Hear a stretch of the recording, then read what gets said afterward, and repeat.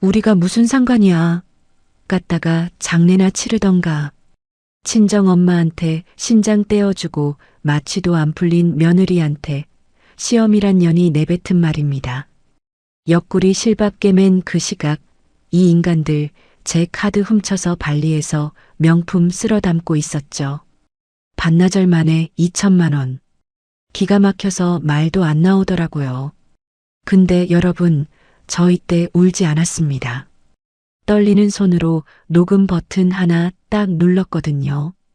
바로 이 한 통의 녹음이 며칠 뒤 시댁을 완전히 뒤집어 엎는 결정적인 무기가 될 줄 그년들은 꿈에도 몰랐을 겁니다. 오늘의 사연 시작합니다. 목요일 오후 2시 저는 회사에 반차를 내고 친정으로 달려갔습니다. 친정 엄마의 이식 수술이 사흘 앞으로 다가온 날이었죠. 병원에서 받아온 마지막 검사 결과지를 식탁 위에 펼쳐놓고 저는 한 장씩 손끝으로 짚어 나갔습니다. 신부전 말기라는 네 글자가 눈에 들어올 때마다 명치 아래가 뻐근하게 조여왔어요. 친정엄마는 부엌에서 물 한 잔을 들고 나오다 저를 보고는 애써 웃어 보였습니다. 지연아, 그거 몇 번을 봐. 이제 그만 봐라.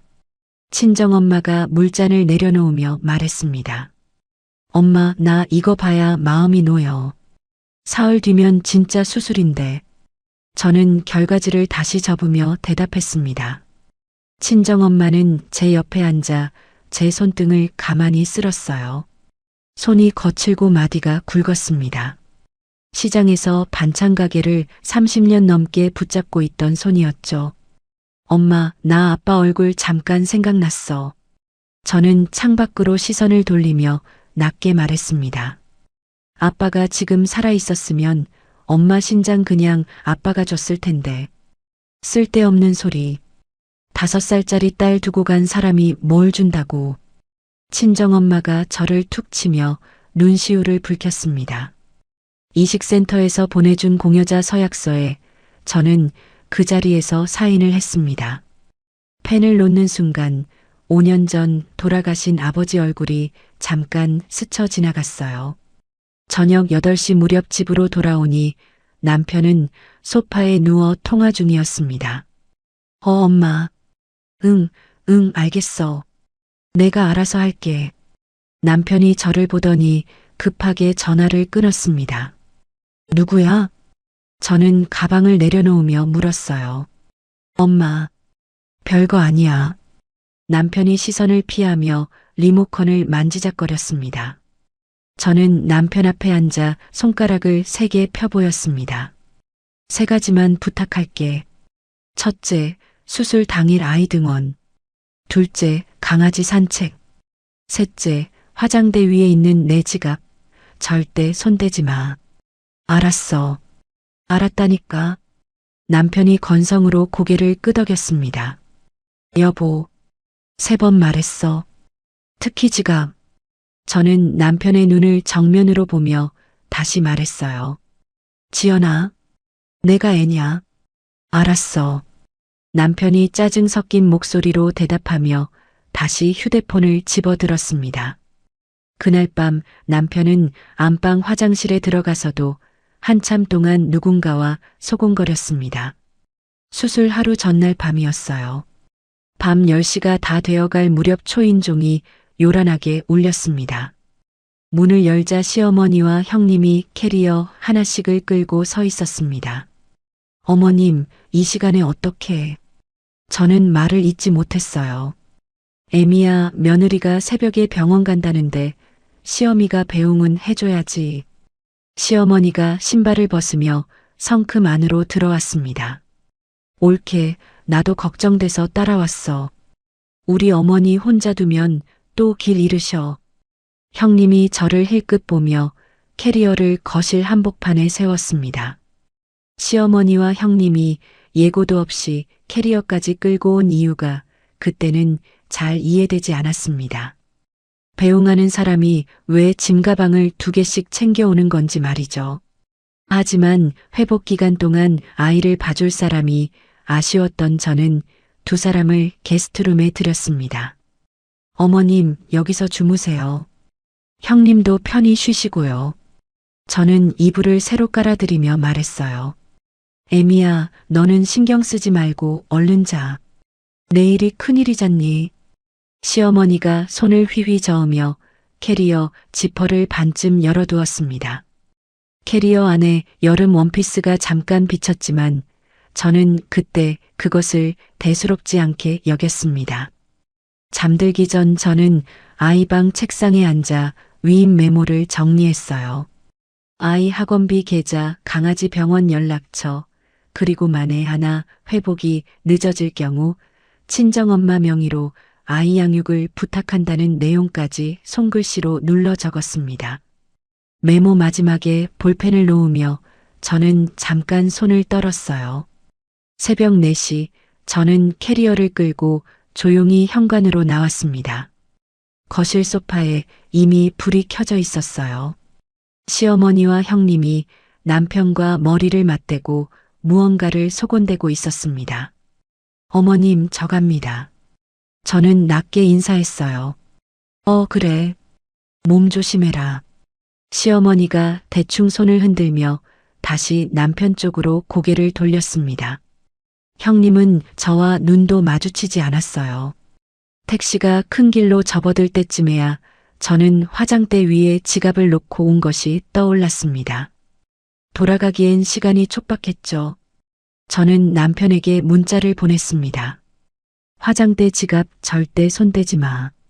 어머님이랑 형님도 저녁엔 꼭 돌려보내. 병원에 도착해 마취실 앞까지 저는 친정엄마의 손을 잡고 걸었습니다. 엄마, 잠깐만 자고 나올게. 무서워하지 마. 저는 친정엄마의 뺨을 살며시 쓸며 말했어요. 지연아, 엄마가 미안하다. 엄마가 진짜 미안해. 친정엄마가 제 손을 두 손으로 꽉 잡으며 어깨를 떨었습니다. 미안하다는 말하지 마. 나 엄마 딸이야. 저는 웃어 보이고 마취실로 들어갔어요. 수술은 8시간이 걸렸다고 나중에 들었습니다. 정신이 돌아온 건 그날 저녁 9시 무렵이었어요. 옆구리 봉합 부위가 칼로 도려낸 것처럼 뜨겁게 지끈거렸습니다. 그런데 통증보다 먼저 감각을 두드린 건 침대 옆 협탁에서 요란하게 진동하는 휴대폰이었어요. 저는 링거줄이 걸리지 않게 조심하며 손을 뻗었습니다. 화면 잠금을 풀자 은행 앱 알림창이 화면을 가득 채웠어요. 해외 승인, 해외 승인, 해외 승인. 같은 문구가 40개도 넘게 쌓여 있었습니다. 발리 현지 결제였어요. 명품 매장, 5성급 리조트, 면세점, 고급 레스토랑. 결제 시각이 새벽 5시부터 시작해 저녁까지 촘촘하게 이어져 있었습니다. 신용카드 2장의 한도가 꽉 채워져 있었어요. 총 2천만 원이 넘는 금액이 반나절 만에 빠져나간 상태였습니다. 손끝이 얼음장처럼 차가워졌습니다. 저는 떨리는 손으로 남편에게 전화를 걸었어요. 신호음만 길게 이어지고 남편은 받지 않았습니다. 2번, 3번, 4번. 같은 신호음이 반복될 때마다 옆구리 통증이 배로 밀려왔어요. 저는 이를 악물고 시어머니 번호를 눌렀습니다. 수화기 너머에서 파도 소리와 웃음소리가 먼저 들려왔어요. 시어머니의 목소리가 뒤늦게 끼어들었습니다. 여보세요. 애미야. 시어머니의 목소리에 술기운이 살짝 묻어 있었어요. 어머님, 지금 어디세요? 저는 최대한 목소리를 낮게 눌렀습니다. 어디긴 어디야. 발리지. 시어머니가 하품하듯 대꾸했어요. 어머님, 제 카드로 결제된 돈이 2천만 원이 넘어요. 지금 당장 카드부터 돌려주세요. 저는 링거 꽂힌 팔을 조심하며 몸을 반쯤 일으켰습니다. 예, 지금 회복해야 할 애가 왜 전화질이니? 시끄러워 죽겠네. 시어머니가 짜증 섞인 목소리로 툭 내뱉었어요. 어머님, 카드 훔치신 거잖아요. 지금 이게 말이 된다고 생각하세요? 제 목소리가 저도 모르게 떨렸습니다. 훔치긴 뭘 훔쳐. 며느리 카드 시어미가 좀 쓸 수도 있지. 너 유난 좀 그만 떨어. 시어머니가 콧방귀를 뀌었어요. 수화기 너머에서 형님의 목소리가 끼어들었습니다. 엄마, 얘 지금 병실이야? 신경 쓰지 마. 어차피 죽을지 살지도 모르는 애가. 형님이 낄낄대는 웃음소리가 그대로 넘어왔어요. 저는 숨을 삼켰습니다. 어머님, 지금 뭐라고 하셨어요? 얘 무슨 상관이야. 갔다가 장례 치르던가. 시어머니가 큰 소리로 쏘아붙였습니다. 그 순간 병실 천장의 형광등이 하얗게 흔들렸어요. 옆구리의 통증도 마취의 여운도 잠깐 사라졌습니다. 저는 링거 꽂힌 팔을 반대편 손으로 붙잡으며 협탁 서랍을 더듬었어요. 휴대폰 녹음 앱을 켜서 통화 자동 녹음 설정으로 전환했습니다. 어머님, 방금 하신 말씀 다시 한번 해보실래요? 저는 최대한 침착하게 다시 물었어요. 뭘 다시 해? 시끄럽다니까. 끊어라. 시어머니가 전화를 뚝 끊었습니다. 병실 안이 갑자기 조용해졌어요. 옆 침대에서 마취에서 깨어난 친정엄마가 실눈을 뜨고 저를 바라보고 있었습니다. 지연아, 지금 누구랑 통화한 거야? 친정엄마가 갈라진 목소리로 물었어요. 엄마, 아무것도 아니야. 잠깐 자. 저는 얼른 웃음을 만들어 보였습니다. 친정엄마는 이불을 끌어올리며 다시 눈을 감았어요. 숨소리가 고르게 돌아오는 것을 확인하고 저는 천장을 오래 응시했습니다. 지난 8년이 머릿속에서 하나씩 계산되기 시작했어요. 명절마다 시댁에 내려간 돈, 시어머니 생신 때마다 챙긴 봉투, 형님이 빌려간다며 가져가서 돌려주지 않은 명품 가방들, 시동생 신혼살림에 보태준 가전제품, 남편이 몰래 시어머니에게 보낸 생활비. 그동안 저는 그것을 며느리의 도리라고 불렀습니다. 시어머니는 그것을 어머니의 권리라고 불렀죠. 저는 협탁 위에 놓인 휴대폰을 다시 집어들었습니다. 녹음 파일 목록에 방금 시어머니와의 통화 파일이 저장되어 있었어요. 파일을 길게 눌러 이름을 바꿨습니다. 0번. 시작. 병실 창밖으로 도시의 불빛이 점점이 흔들리고 있었어요. 저는 봉합 부위를 손바닥으로 지그시 누르며 아주 천천히 숨을 내쉬었습니다. 수술 다음 날 오전 8시 55분, 저는 침대 헤드를 반쯤 세우고 앉아 시계를 응시했습니다. 옆구리 봉합 부위가 뜨끔거릴 때마다 이를 악물고 숨을 짧게 끊어 쉬었어요. 9시 정각, 저는 첫 번째 카드사 콜센터 번호를 눌렀습니다. 안녕하세요, 고객님. 무엇을 도와드릴까요? 상담원의 목소리가 차분하게 흘러나왔어요. 가족이 제 카드를 몰래 가져가서 해외에서 결제했어요. 지금 즉시 정지시켜 주세요. 저는 낮은 목소리로 또박또박 말했습니다. 고객님, 가족이 사용하신 게 맞으신가요? 상담원이 조심스럽게 되물었어요. 허락 없이 가져간 거예요. 저는 어제 수술받고 병실에 누워 있었고 카드는 화장대 위에 있었어요. 저는 말끝을 흔들리지 않게 붙잡았습니다. 고객님, 그럼 무단 사용으로 접수 도와드릴게요. 형사고소 절차까지 염두에 두고 계실까요? 네. 사용 내역 원본이랑 현장 매장 영상 자료도 확보 가능한지 알려주세요. 저는 협탁 위 노트에 상담원 이름과 접수 번호를 눌러 적었어요. 세 곳의 카드사에 순서대로 전화를 걸어 같은 절차를 반복했습니다. 마지막 통화가 끝날 무렵 이마에 식은땀이 흘러 베개까지 스몄어요. 옆 침대의 친정엄마가 실눈을 뜨고 저를 바라보고 있었습니다. 지연아, 뭘 그렇게 아침부터 통화를 오래 해? 친정엄마가 갈라진 목소리로 물었어요. 엄마, 회사 일이야. 걱정하지 마. 저는 얼른 미소를 만들어 보였습니다. 친정엄마가 고개를 끄덕이며 다시 눈을 감았어요. 마지막 승인분까지 확정되고 나서 미납 금액이 화면에 떴습니다. 2,317만 원. 저는 그 숫자를 노트에 적으며 오래 응시했어요. 옆구리를 잠깐 누르고 노트북을 무릎 위에 올렸습니다. 엑셀을 열어 결제 시각, 결제처, 결제자, 추정을 항목별로 정리해 나갔어요. 명품 매장은 형님, 리조트 잔금은 시어머니, 면세점 시계는 시동생, 항공권 예약자는 동서로 갈라졌습니다. 11시가 조금 넘어 대학 동창인 한 변호사에게 메시지를 보냈어요. 급한 일이야. 시댁에서 내 카드로 발리 다녀왔어. 2천만 원 넘어. 메시지를 보낸 지 1시간도 되지 않아 병실 문이 조용히 열렸습니다. 지연아. 한 변호사가 정장 차림으로 들어오며 낮게 저를 불렀어요. 와줘서 고마워. 저는 링거줄을 정리하며 몸을 조금 일으켰습니다.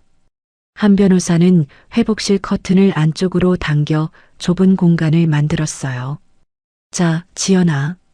침착하게 들어. 지금 상황이면 크게 4가지로 갈 수 있어. 한 변호사가 서류 가방에서 노란 노트를 꺼내며 말했습니다. 카드 몰래 쓴 거, 지갑에서 들고 간 거, 남 이름으로 결제한 거, 그리고 내 명의로 뭐 만들어 놓은 게 있는지. 한 변호사가 노트에 4줄을 나란히 그었어요. 고소 가능하다는 얘기야? 저는 목소리를 낮춰 물었습니다. 가능해. 근데 지연아, 지금 제일 중요한 건 감정 눌러놓는 거야. 화내는 순간 너만 손해. 한 변호사가 제 손등을 가만히 눌렀어요. 이미 눌러놨어. 어젯밤에. 저는 짧게 대답했습니다. 한 변호사가 눈을 살짝 크게 뜨고 저를 바라보더니 미소를 지었어요. 그래. 그 얼굴이면 됐다. 한 변호사가 노란 노트를 넘기며 다음 장을 폈습니다. 위임장 하나 지금 사인해줘. 남편 명의로 뭐 열려있는 게 있나 조회부터 해야 해. 그리고 시댁으로 카드 실물이 배송된 기록이 있는지도 확인해야 하고. 한 변호사가 서류를 내밀었어요. 지난 3년 동안 내 계좌에서 시어머니 계좌로 나간 돈 전부도 뽑고 싶어. 저는 펜을 받아들며 말했습니다. 전부? 그거 얼마나 될 것 같아? 한 변호사가 조심스럽게 물었어요. 모르겠어. 그런데 그걸 정리해야 내가 살 것 같아. 저는 서류에 사인을 눌러 적었습니다. 한 변호사가 서류를 가방에 넣으며 잠깐 저를 바라봤어요. 지연아, 8년 동안 왜 아무 소리 안 했어? 한 변호사가 목소리를 낮춰 물었습니다. 아버지 없이 자란 애라서. 시댁이 진짜 가족이 되어주면 좋겠다고 생각했어.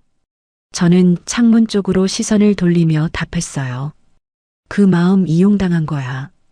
그건 내 잘못이 아니야.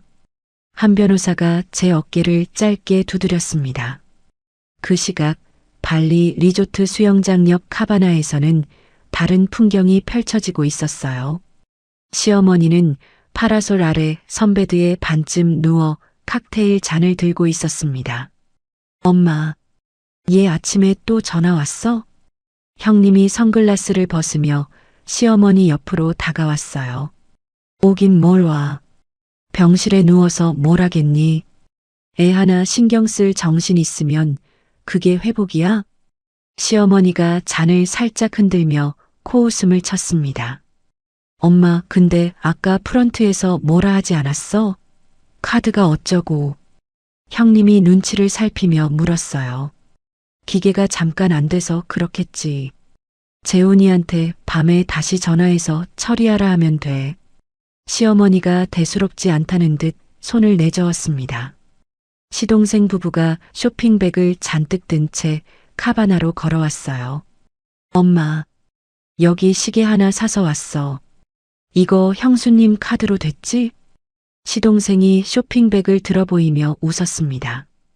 응, 됐어. 큰애가 원래 시동생 잘 챙겨주잖니. 시어머니가 시동생의 팔을 툭 치며 흐뭇하게 웃었어요. 동서가 옆에서 조용히 시선을 내리깔았습니다. 바로 그 순간 리조트 프런트에서 직원 한 명이 쟁걸음으로 카바나 쪽으로 다가오고 있었어요. 시어머니와 형님은 아직 그 광경을 보지 못한 채 다시 잔을 부딪혔습니다. 병실로 시선을 돌리면 저는 마치 후유증으로 어지러운 몸을 억지로 일으켜 노트북을 다시 열었어요. 지난 8년간 무심코 클라우드에 저장해 두었던 파일들을 하나씩 꺼내기 시작했습니다. 카톡 대화 캡처, 이체 스크린샷, 명절 비용 정산표, 폴더 하나를 새로 만들어 이름을 붙였어요. 증거, 폴더 안으로 파일들이 하나씩 쌓여갔습니다. 3년 전 시어머니가 남편에게 보낸 카톡이 눈에 들어왔어요. 재훈아, 큰애 카드 비밀번호 알아뒀지. 너 명의 대출은 큰애 몰래 갚아라. 저는 그 화면을 오래 응시했습니다. 숨을 짧게 들이켰다 내쉬었어요. 캡처 파일을 별도 폴더로 옮기고 이름을 다시 붙였습니다. 0번. 시작. 옆방 파일. 저녁 6시가 조금 넘어 남편에게서 전화가 왔어요. 저는 녹음이 자동으로 걸리는지 화면부터 확인하고 통화 버튼을 눌렀습니다. 여보, 나야. 남편이 조심스러운 목소리로 운을 뗐어요. 말해. 저는 짧게 대답했습니다. 여보, 엄마가 스트레스 좀 받으셔서 잠깐 바람 쐬러 가신 거야. 카드 결제된 거 내가 다 갚을게. 응? 남편의 목소리에 익숙한 회피의 억양이 그대로 묻어 있었어요. 어머님 스트레스면 발리로 가시는구나. 나는 옆구리에 칼자국 나야 스트레스가 풀리나 봐. 저는 감정을 담지 않고 담담하게 말했습니다. 여보, 그런 식으로 말하지 마. 남편이 목소리를 살짝 높였어요. 내가 지금 무슨 말을 어떻게 하는데? 저는 나지막이 되물었습니다. 수화기 너머에서 남편이 잠깐 침묵했어요. 여보, 미안해. 진짜 미안해. 내가 다 갚는다니까. 남편이 다시 말을 이었습니다. 알겠어, 여보. 갚아줘. 저는 아주 짧게 답하고 통화 종료 버튼을 눌렀어요. 녹음 파일이 목록에 자동으로 저장되었습니다. 저는 파일 이름을 다시 붙였어요. 남편, 방조 인정 통화. 한 변호사가 협탁 위 노트북 화면을 들여다보다가 저를 힐끗 봤습니다. 지연아, 통화 지금 정리한 거야? 한 변호사가 물었어요. 남편이 갚는다고 했어. 자기 입으로. 저는 화면을 한 변호사 쪽으로 돌려 보였습니다. 이 정도면 남편 방조는 완성됐다. 근데 지금 남편은 형사로 안 걸어. 한 변호사가 팔짱을 끼며 말했어요. 왜? 저는 눈을 조금 좁혔습니다. 이혼 재산 나눌 때 카드로 쓸 거야. 지금 형사로 걸면 그쪽에서 배째라 나올 수도 있어. 한 변호사가 종이 한 장을 꺼내 초안을 적어 나갔어요. 내용 증명. 여기에 카드 무단 사용 갚으라는 거랑 남편이 알고도 방조한 부분 공동 책임 문구까지 다 넣자. 한 변호사가 초안 마지막에 밑줄을 그었습니다. 저는 그 문구를 오래 읽었어요. 옆 침대에서 갑자기 흐느끼는 소리가 새어나왔습니다. 친정엄마가 이불을 반쯤 걷고 어깨를 떨고 있었어요. 엄마, 언제부터 깨어 있었어? 저는 얼른 옆 침대로 몸을 옮겼습니다. 지연아, 다 들었어. 다 들었어. 친정엄마가 제 손을 두 손으로 붙잡고 눈물을 뚝뚝 흘렸어요. 엄마 신장 받은 날에, 엄마 신장 받은 날에 며느리한테 이런 짓을 해. 친정엄마가 말을 잇지 못했습니다. 엄마, 울지 마. 나 안 울잖아. 저는 친정 엄마의 손등을 부드럽게 쓸었어요. 지연아, 엄마가 미안해. 엄마 때문에. 친정 엄마가 고개를 세차게 저었습니다. 엄마 때문 아니야. 엄마 신장 아니었으면 나 저 사람들이랑 평생 살았어. 엄마 신장이 나 살렸어. 저는 친정 엄마의 눈물을 손끝으로 눌러 닦았어요. 친정 엄마의 손이 조금 힘을 풀며 이불 위로 내려앉았습니다. 한 변호사가 조용히 자리에서 일어나 병실 문 쪽으로 물러섰어요. 지연아, 오늘은 여기까지 하자. 내일 다시 올게. 한 변호사가 문가에서 낮게 말했습니다. 고마워. 진짜 고마워. 저는 목례로 인사를 대신했어요. 병실이 다시 조용해졌습니다. 저는 창가로 시선을 옮겼어요. 야경이 넓게 펼쳐져 있었습니다. 시댁 식구들이 발리에서 돌아올 날짜까지 남은 시간을 저는 마음속으로 계산했어요. 노트 첫 줄에 저는 볼펜으로 한 문장을 눌러 적었습니다. 감정은 배제, 서류로만 응대. 그 아래에 시간 단위로 일정표를 짜기 시작했어요. 병실 형광등 아래 노트 위 글씨가 하나씩 채워졌습니다. 이식 수술을 마친 지 열흘째 되는 날 오전, 담당 의사가 회진을 돌며 제 차트를 넘겼습니다. 환자분, 회복 속도가 좋으세요. 오늘 오후에 퇴원하셔도 됩니다. 정기 외래만 잘 챙기시고요. 의사가 청진기를 목에 걸며 말했어요. 감사합니다. 선생님, 저는 침대 끄트머리를 잡고 몸을 일으켰습니다. 옆구리 봉합 부위가 여전히 뜨끔거렸어요. 숨을 짧게 들이켤 때마다 실이 당겨지는 느낌이 등 뒤까지 번졌습니다. 퇴원 수속을 마친 오후 한 변호사가 서류 뭉치를 안고 병실로 들어왔어요. 지연아, 카드사 3곳에서 다 받아왔어. 발리 매장 결제 로그까지 붙여왔고 한 변호사가 침대 옆 협탁 위에 서류를 펼쳤습니다. 고생했어. 진짜. 저는 서류 첫 장을 손끝으로 훑었어요. 한 변호사가 발리 리조트 예약 확인서를 제 앞에 밀어놓았습니다. 이거 봐. 항공권 예약자 이름 누구야? 한 변호사가 손가락으로 이름 칸을 짚었어요. 동서 이름이야. 저는 짧게 답했습니다. 항공권 예약은 동서, 결제는 내 카드. 이러면 여행 기획한 사람이 시동생 부부라는 게 딱 나와. 한 변호사가 볼펜으로 예약자 칸에 동그라미를 그렸어요. 발리 여행이 아니라 시동생 부부 신혼여행 못 간 거 뒤늦게 챙긴 거였네. 저는 낮은 목소리로 혼잣말처럼 말했습니다. 뭐? 한 변호사가 고개를 들었어요. 시동생 결혼할 때 형편 어렵다고 신혼여행 못 갔어. 그때 어머님이 그러셨어. 큰 며느리는 잘 사니까 나중에 시동생 여행 한번 보내주자고. 저는 서류를 넘기며 담담하게 말했습니다. 그 나중이 지금이었네. 한 변호사가 코웃음을 쳤어요. 내 신장 때는 날이 그 나중이었어. 저는 서류를 덮었습니다. 오후 3시경 회사 인사팀 후배 은희가 병실 문을 조심스레 열고 들어왔어요. 과장님, 저 왔어요. 은희가 조용히 인사하며 노트북 가방을 어깨에서 내렸습니다. 은희야, 이 시간에 어떻게 왔어? 저는 침대 옆 의자를 손짓으로 가리켰어요. 반찬했어요. 이 정도 일에 반차도 못 내면 후배도 아니죠.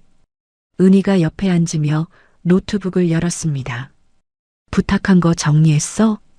한 변호사가 은희 쪽으로 몸을 기울였어요. 네. 지난 3년치 다 뽑았어요. 과장님 계좌에서 시댁 계좌로 나간 거랑 형부 급여에서 시어머님 계좌로 자동이체 걸린 거요. 은희가 엑셀 파일을 화면에 띄웠습니다. 숫자가 세로로 길게 늘어서 있었어요. 한 줄, 2줄, 3줄. 저는 화면 아래쪽으로 내려가는 손가락을 잠깐 멈췄습니다. 마지막 합객칸에 붉은 글씨로 숫자가 찍혀 있었어요.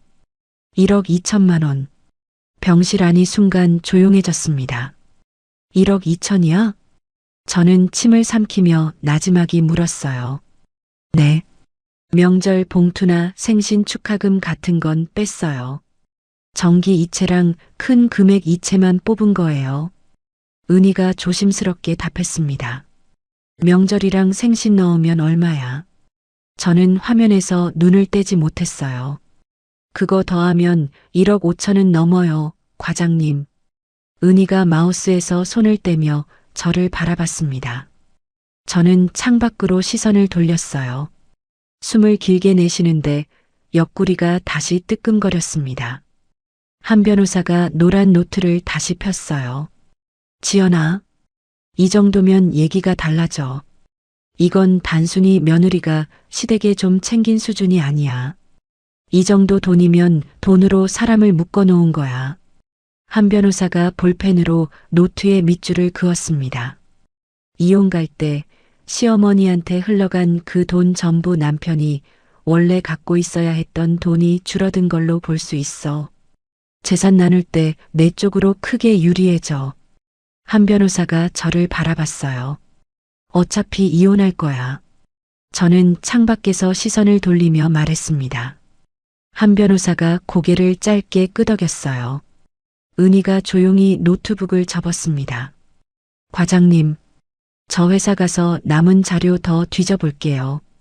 총무팀에 형부 급여 자동이체 걸려있던 계좌 이력 하나 더 있을 것 같아요. 은희가 가방을 챙기며 일어섰어요. 은희야, 진짜 고마워. 저는 은희의 손을 잠깐 잡았습니다. 과장님, 저 회사에서 과장님한테 배운 게 얼마인데요?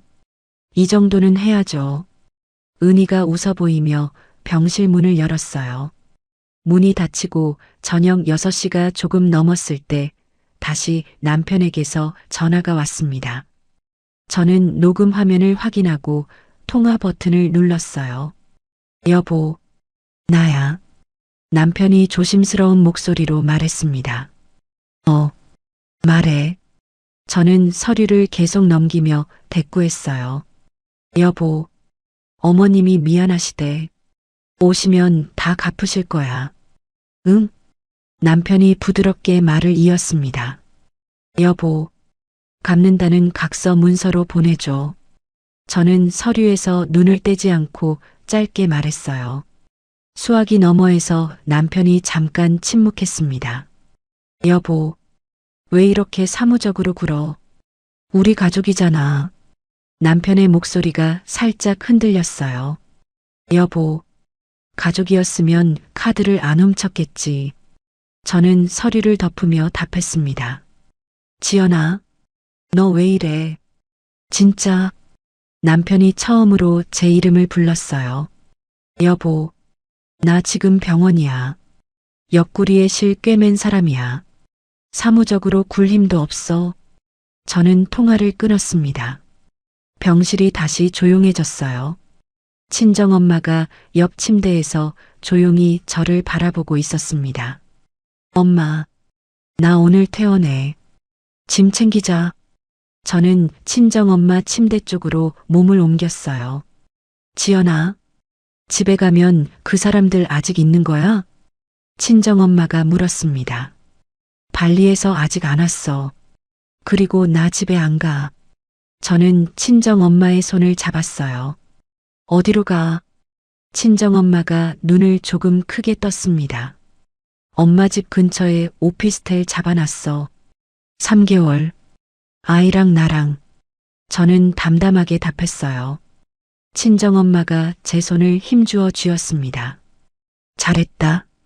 우리 딸. 잘했어. 친정엄마의 목소리가 잠깐 갈라졌어요. 퇴원 다음 날 오전, 저는 한 변호사 사무실에 앉아 있었습니다. 책상 위에 형사고소장 초안이 놓여 있었어요. 한 변호사가 볼펜을 제 앞으로 밀었습니다. 지연아, 이름 넣을 사람 확인해. 한 변호사가 초안을 손끝으로 짚었어요. 시어머니, 형님, 시동생, 동서. 저는 이름을 하나씩 짚어나갔습니다. 남편은? 한 변호사가 눈을 마주쳤어요. 저는 잠깐 볼펜을 만지작거렸습니다. 남편 이름 넣어야 마음이 편할 것 같아. 저는 낮게 말했어요. 편한 거랑 이기는 거랑은 달라. 지연아, 남편 지금 형사로 걸면 이혼해서 재산 못 챙겨. 남편은 소장 쪽으로 넘겨. 방조랑 공동 책임으로. 한 변호사가 볼펜을 자기 쪽으로 다시 가져갔습니다. 편한 거보다 이기는 거. 저는 그 문장을 혼잣말처럼 되뇌었어요. 그래, 이기는 거. 한 변호사가 저를 정면으로 바라봤습니다. 저는 남편 이름 칸을 비워둔 채 나머지 네 사람의 이름 옆에 사인을 눌러 적었어요. 같은 날 오후 저는 친정 근처 오피스텔로 짐을 옮겼습니다. 이삿짐이 많지 않았어요. 옷 몇 가지, 아이 장난감, 그림책, 강아지 사료. 거실 창가에 아이의 그림책을 정리하고 있는데 아이가 제 다리에 매달렸습니다. 엄마, 우리 이제 여기서 살아? 아이가 눈을 동그랗게 뜨고 물었어요. 응, 당분간 여기서 살 거야. 저는 아이의 머리를 쓸어주며 대답했습니다. 아빠는? 아이가 다시 물었어요. 저는 잠깐 숨을 골랐습니다. 아빠는 아빠 집에 있어. 우리는 여기서 지내는 거야. 저는 아이의 눈높이에 맞춰 앉으며 말했어요. 할머니 집 가까워? 아이가 창밖을 두리번거렸습니다. 응, 아주 가까워. 걸어가도 되는 거리야. 저는 웃어 보였어요. 그럼 좋아. 아이가 활짝 웃으며 그림책을 안고 침대 쪽으로 뛰어갔습니다. 아이 유치원 옮기는 절차는 오후에 은희가 도와줬어요. 인근 시설에 자리가 있어 바로 등록이 되었습니다. 밤 10시가 조금 넘어 아이는 새 침대에서 금방 잠이 들었어요. 저는 아이의 이불을 여며주고 거실로 나왔습니다. 노트북을 열고 예약 문자 발송창을 띄웠어요. 발리에서 인천공항으로 돌아오는 시댁 식구들의 도착 시각을 화면에 옮겨 적었습니다. 카드사에서 발송할 채무 확정 문자 예약 시간, 한 변호사 명의로 발송할 내용 증명 도착 예정일. 시간대별로 하나씩 화면에 채웠어요. 마지막으로 첫 대면 장소 칸에 저는 한 줄을 적어 넣었습니다. 인천공항 3층 도착 로비. 거실 창밖으로 오피스텔 아래 거리의 불빛이 조용히 흔들리고 있었어요. 저는 노트북을 덮고 창가로 다가가 유리에 이마를 잠깐 대었습니다. 옆구리 봉합 부위가 아주 얕게 쿡 하고 다시 뛰었어요. 시댁 식구들이 발리에서 돌아오기로 예정된 날 아침 9시, 저는 인천공항 3층 도착 로비의 커피숍에 자리를 잡았습니다. 한 변호사가 맞은편에 앉아 서류 봉투 2개를 테이블 위에 나란히 올려놓았어요. 봉투 겉면에는 각각 이름이 인쇄되어 있었습니다. 박말순, 정재숙, 지연아, 봉투 안내용 다시 확인해 볼래? 한 변호사가 커피잔을 옆으로 밀며 말했어요. 이미 3번 봤어. 저는 봉투 2장을 손끝으로 나란히 정렬했습니다. 그래도 한 번 더. 오늘 이 자리에서 감정 하나라도 흔들리면 다음 스텝이 꼬여. 한 변호사가 낮은 목소리로 말했어요. 저는 첫 번째 봉투를 열어 서류를 꺼냈습니다. 카드사 3곳에서 발급받은 채무 확정 내역서, 한 변호사 명의의 서면, 통보서, 그리고 형사고소 예고장이 순서대로 정리되어 있었어요. 두 번째 봉투에는 형님이 지난 5년간 가져가고 돌려주지 않은 명품 목록과 감정평가 초안, 반환 요구 예고장이 담겨 있었습니다.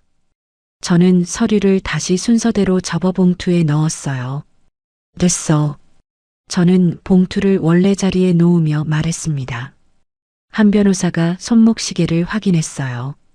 11시 10분. 게이트 나오려면 10분 정도 남았어. 한 변호사가 자리에서 몸을 조금 앞으로 기울였습니다. 지연아, 오늘 대사는 최소한만. 감정 나오지 마. 한 변호사가 다시 강조했어요. 응. 저는 짧게 답했습니다. 커피잔 안에 커피가 반쯤 식어 있었어요. 저는 잔을 들어 한 모금 삼켰습니다. 미지근한 온도가 목구멍을 지나 명치 아래에서 잠깐 머물렀어요. 11시 20분 도착 게이트 자동문이 열렸습니다. 캐리어를 끄는 시댁 식구들의 모습이 인파 사이에서 하나씩 걸어 나왔어요. 시어머니가 앞장서고 그 뒤로 형님, 시동생 부부가 따라 나왔습니다. 네 사람의 얼굴은 이미 사색이 되어 있었어요. 발리 공항에서 이미 카드 정지 사실을 확인한 얼굴이었습니다. 리조트 잔금을 현금으로 겨우 지불하고 왔다는 사실이 짐가방을 끌고 오는 걸음걸이에서 그대로 드러났어요. 시어머니가 로비 한복판에 서서 두리번거리다 저를 발견했습니다. 애미야, 마침 잘 나왔다. 시어머니가 손을 크게 흔들며 성큼성큼 다가왔어요. 시어머니의 얼굴에는 일부러 만든 반가움이 어색하게 붙어 있었습니다. 애미야, 엄마가 얼마나 고생했는지 아니? 카드가 갑자기 안 돼서 리조트 잔금을 현금으로 다 냈어. 이 나이에 그런 창피를 다 당했다. 시어머니가 캐리어를 세워놓으며 짜증 섞인 목소리로 늘어놓았어요. 애미야 얘, 왜 대답이 없니? 시어미가 이렇게 얘기하는데. 시어머니가 저를 쏘아봤습니다. 저는 아무 말도 하지 않았어요.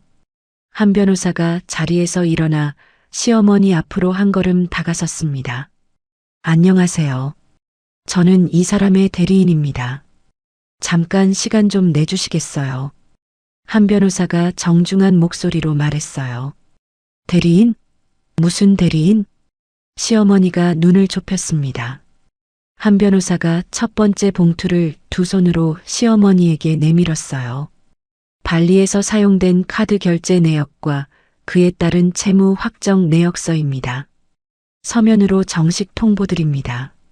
한 변호사가 담담하게 말했습니다. 시어머니가 봉투를 얼결에 받아들었어요. 이게 뭐야, 지금. 시어머니가 봉투를 뒤집으며 눈살을 찌푸렸습니다. 그 옆에서 형님이 상황을 파악하고 뒤로 두어 걸음 물러섰어요. 옳게. 나는 그냥 어머님 따라간 것뿐이야. 나 좀 봐줘. 응? 형님이 저에게 매달리듯 다가왔습니다. 형님이 제 팔을 잡으려는 순간 저는 반걸음 물러섰어요. 한 변호사가 두 번째 봉투를 형님 앞으로 내밀었습니다. 이것도 확인해 주세요. 지난 5년간 반출하신 물품 목록입니다. 한 변호사가 봉투를 형님의 손에 쥐어주었어요. 물품? 무슨 물품? 형님이 봉투를 받아들며 눈을 크게 떴습니다. 가방이랑 시계랑 화장품이요, 형님. 저는 처음으로 입을 열었어요. 옳게. 그건 내가 빌린 거잖아. 빌린 걸 왜 이렇게 만드니? 형님이 봉투를 든 손을 부들부들 떨었습니다. 형님, 빌리셨으면 돌려주셨어야죠. 5년 동안. 저는 담담하게 대답했어요. 시어머니가 봉투 안에서 채무 확정 내역서를 꺼내 눈으로 훑쳤습니다. 숫자를 확인한 시어머니의 얼굴이 순간 굳었어요. 2,317만 원? 이게 무슨 소리야? 시어머니가 서류를 흔들며 목소리를 높였습니다. 어머님이 발리에서 쓰신 금액입니다. 한 변호사가 조용히 답했어요. 애미야, 이게 무슨 짓이니? 내가 내 시어미다. 지금 시어미한테 이러는 거야? 시어머니가 저를 향해 목소리를 높였습니다. 주변 여행객들이 하나둘 시선을 던지기 시작했어요.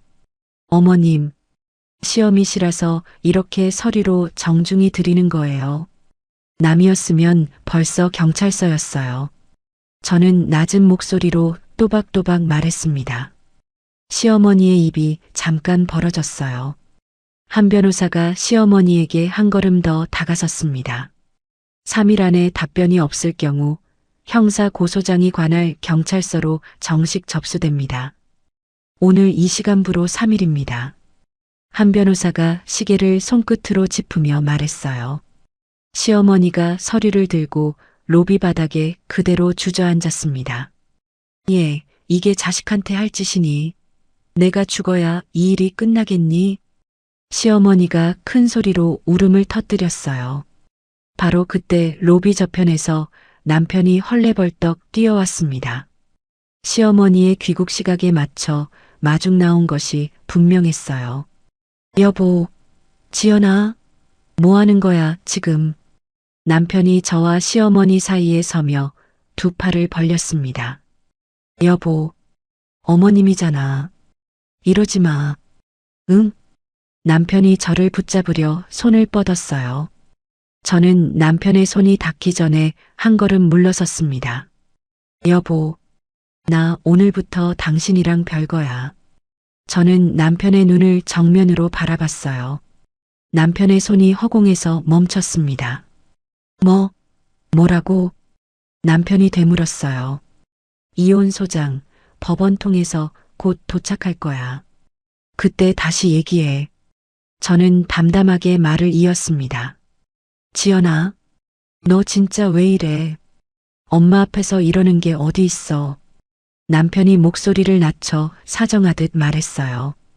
여보, 어머님 앞이라서 이러는 거야. 이 자리에서 확실히 해두려고. 저는 한 발 뒤로 물러서며 말했습니다. 남편의 얼굴이 하얗게 질렸어요. 그 사이 시동생 부부가 상황을 눈치채고 캐리어를 끌며 도착 로비 반대편 택시 승강장 쪽으로 걸음을 옮겼습니다. 한 변호사가 시동생 부부의 뒷모습을 힐끗 보더니 저를 향해 나지막이 말했어요. 저 두 사람한테는 아침에 이미 문자 보내놨어.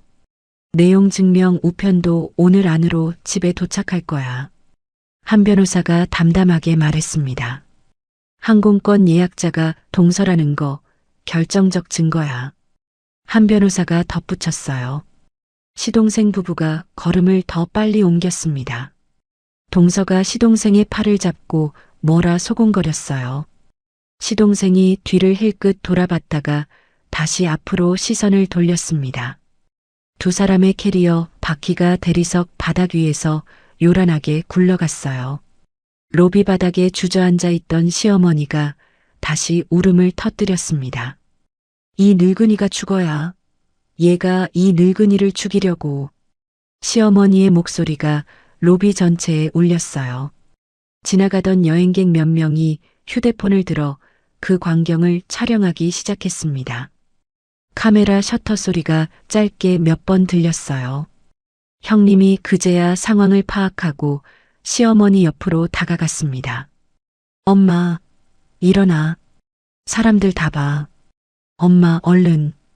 형님이 시어머니의 팔을 붙잡고 힘겹게 일으켜 세웠어요. 시어머니가 손에 든 서류를 구기며 겨우 몸을 일으켰습니다. 애미야, 이 어미가 진짜 이렇게 당해야겠니? 시어머니가 저를 돌아보며 낮은 목소리로 말했어요. 어머님, 3일이에요. 3일 안에 답 주세요. 저는 감정을 담지 않고 답했습니다. 형님이 시어머니를 부축해 택시 승강장 쪽으로 걸음을 옮겼어요. 남편이 그 뒷모습을 잠깐 바라보다가 다시 저에게 몸을 돌렸습니다. 여보, 우리 애 어떻게 할 거야? 애는? 남편이 목소리를 짜냈어요. 아이는 지금 우리 집에서 나랑 지내. 면접 원하면 변호사 통해서 얘기해. 저는 짧게 답했습니다. 지연아, 진짜. 남편이 말을 잇지 못했어요. 저는 남편에게서 시선을 거두고 한 변호사에게 눈짓을 보냈습니다. 가자. 저는 짧게 말했어요.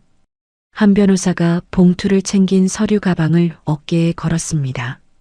두 사람은 공항 지하 주차장 쪽으로 걸음을 옮겼어요. 남편이 뒤에서 저를 몇 번 더 불렀지만 저는 뒤를 돌아보지 않았습니다. 주차장 엘리베이터 문이 닫혔어요. 한 변호사가 문이 닫히는 걸 확인하고 저를 힐끗 봤습니다. 지연아, 잘했어. 손 하나 안 떨었어. 한 변호사가 낮게 말했어요. 떨렸어. 안에서. 저는 손끝을 오므리며 답했습니다. 엘리베이터가 지하 3층에 도착했어요. 주차장은 서늘하고 조용했습니다. 차에 오르자 저는 조수석 시트에 등을 붙이며 짧게 숨을 내쉬었어요. 한 변호사가 시동을 걸며 이혼 소장 최종본을 대시보드 위에 올려놓았습니다. 오는 길에 최종 검토하자. 오늘 저녁 안으로 접수 준비 마쳐야 해. 한 변호사가 기어를 넣으며 말했어요. 응, 하자.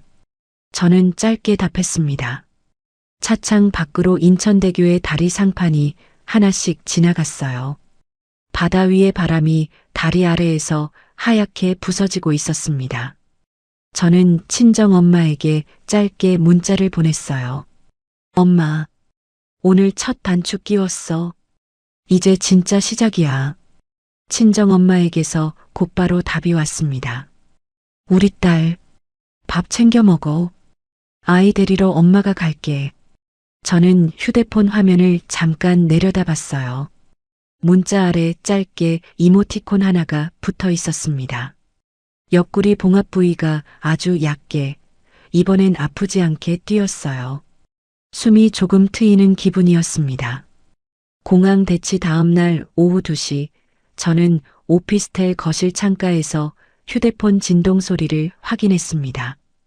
시어머니의 이름이 화면에 떴어요. 애미야, 한 번만 집으로 와서 얘기하자. 이 어미가 잘못했어. 문자가 짧게 도착해 있었습니다. 저는 한 변호사에게 곧장 메시지를 전달했어요. 한 변호사에게서 5분도 되지 않아 답이 왔습니다. 가자. 나 옆에 붙어서. 감정 대응 절대 금지. 한 변호사의 답 아래 시간이 찍혀 있었어요. 오후 4시 저는 한 변호사와 함께 시댁본가 앞에 도착했습니다. 낡은 아파트 8층 복도가 낯설게 느껴졌어요. 8년 동안 명절마다 두 손 가득 짐을 들고 오르내리던 복도였습니다. 초인종을 누르자 시어머니가 문을 열었어요. 밤새 울었는지 두 눈이 발갛게 부어 있었습니다. 애미야, 왔니? 들어와. 얼른 들어와. 시어머니가 저를 향해 손짓하며 물러섰어요. 이 어미가 잘못했어. 애미야, 진짜 잘못했어. 시어머니가 저와 눈을 마주치지 못한 채 말했습니다. 거실로 들어서니 형님과 남편이 이미 소파에 앉아 있었어요. 두 사람 앞 테이블에는 과일과 차가 정갈하게 차려져 있었습니다. 시동생 부부는 자리에 없었어요. 동서 친정으로 몸을 피했다는 이야기를 형님이 먼저 꺼냈습니다. 옳게. 재민이랑 수영이는 지금 수영이 친정에 있어. 어제 그 소동 이후로 정신을 못 차리고 있어. 형님이 눈치를 살피며 말했어요. 형님, 저는 시동생 부부 이야기 들으러 온 게 아니에요. 저는 짧게 답했습니다. 시어머니가 서둘러 과일 접시를 제 앞으로 밀었어요. 애미야, 얼른 앉아. 사과부터 깎아놨으니까 하나 먹으면서 얘기하자.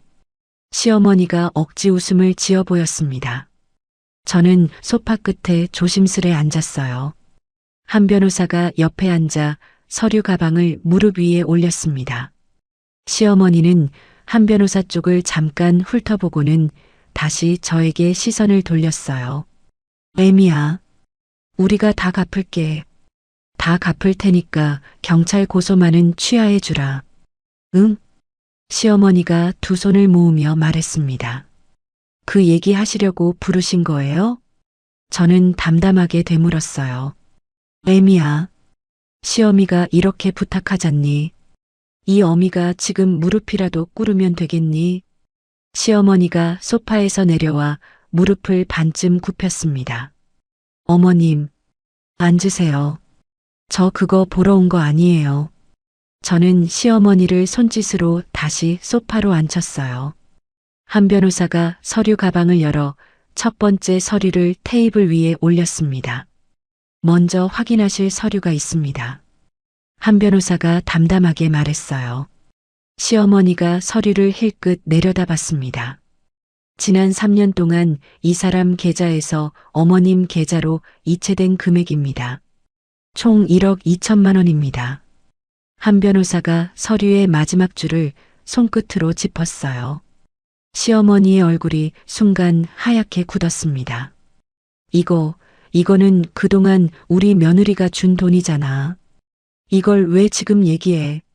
시어머니가 말끝을 흐렸어요.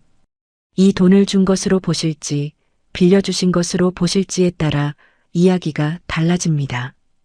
한 변호사가 두 번째 서류를 그 위에 겹쳐 올렸습니다. 이건 남편 명의로 어머님이 만드신 저축은행 대출 3천만 원 서류예요.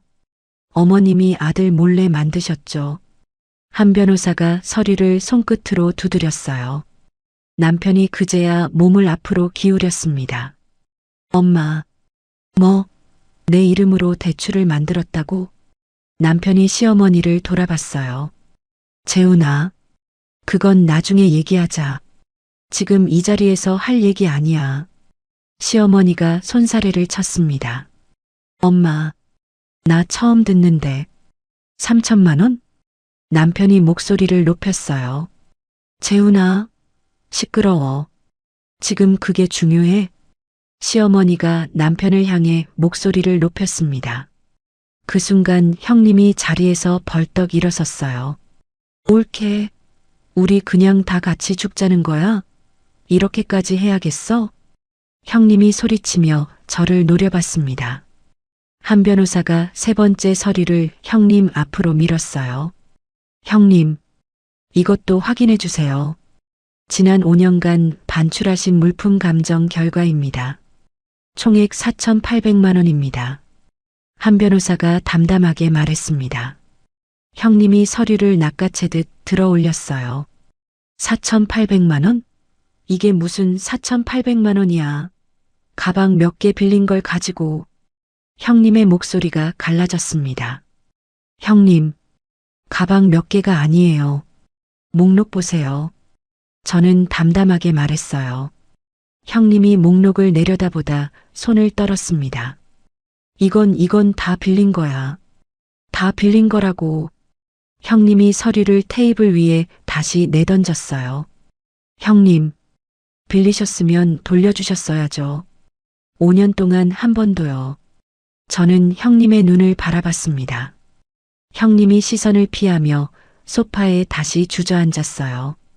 남편이 그제야 저에게 몸을 돌렸습니다. 여보, 우리 잠깐 방에서 얘기 좀 하자. 응? 둘이서만. 남편이 저에게 손을 내밀었어요. 여보, 나 지금 어머님, 형님이랑 얘기 중이야. 당신은 이혼 소장 받을 준비나 해. 저는 남편의 손을 잡지 않고 답했습니다. 남편의 손이 허공에서 굳었어요. 지연아, 진짜 이렇게까지 해야 돼? 남편이 목소리를 낮췄습니다. 여보, 이렇게까지 오게 만든 사람이 나야? 저는 되물었어요. 남편이 입을 다물었습니다. 시어머니가 다시 소파 아래로 무릎을 굽혔어요. 애미야, 이 늙은이가 죽어야 이 일이 끝나겠니? 죽으라고 해. 죽으면 되잖아. 시어머니가 이마를 마룻바닥에 짚으며 목 놓아 울었습니다. 저는 그 광경을 오래 응시했어요. 옆구리 봉합 부위가 다시 잠깐 뜨끔거렸습니다.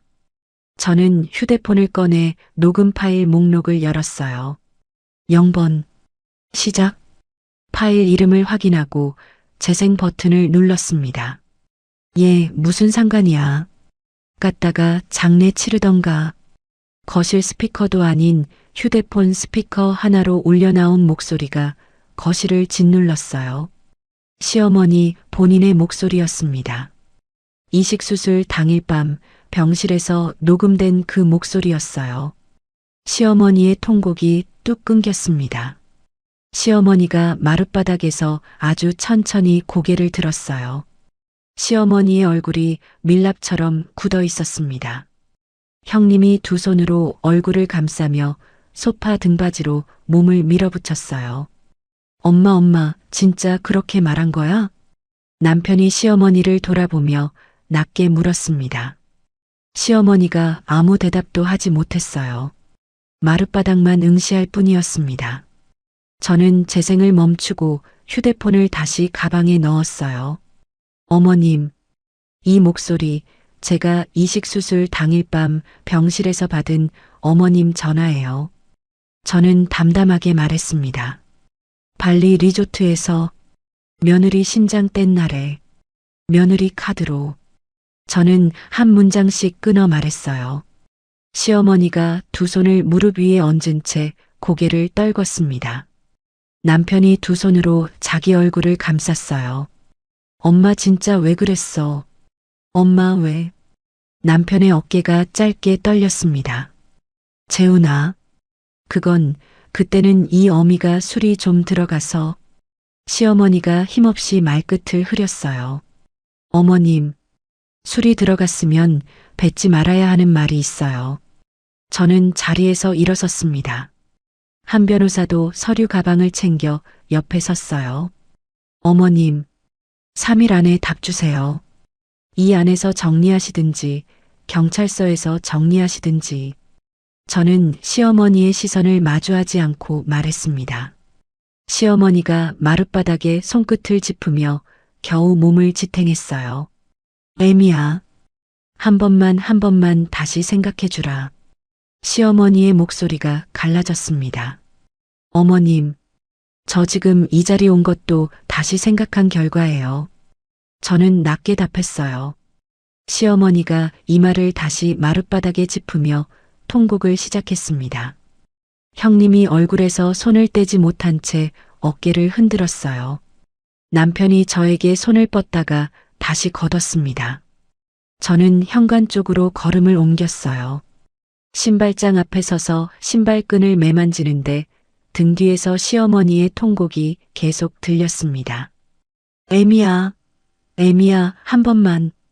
시어머니의 목소리가 복도까지 새어나왔어요. 저는 신발을 마저 신고 현관문을 열었습니다. 이번엔 뒤를 돌아보지 않았어요. 문이 닫히자 복도가 갑자기 조용해졌습니다. 한 변호사가 엘리베이터 버튼을 누르며 저를 힐끗 봤어요. 지연아, 괜찮아? 한 변호사가 낮게 물었습니다. 괜찮아. 저는 짧게 답했어요. 엘리베이터가 도착했습니다. 두 사람은 안으로 들어섰어요. 문이 닫히기 직전 시댁 현관문 안쪽에서 시어머니의 통곡 소리가 다시 한번 새어 나왔습니다. 문이 완전히 닫히자 그 소리도 함께 사라졌어요. 엘리베이터가 지하 주차장으로 내려가는 동안 한 변호사가 손목 시계를 확인했습니다. 3일. 오늘 오후 5시부터 카운트야. 한 변호사가 담담하게 말했어요. 답 안 올 확률이 높지? 저는 시선을 앞에 두고 물었습니다. 높아. 저 어머님 아직 상황 파악 못 하셨어. 지금 감정 카드로 버티려는 거야. 한 변호사가 답했어요. 그러면 우리는 준비된 대로 가면 되네.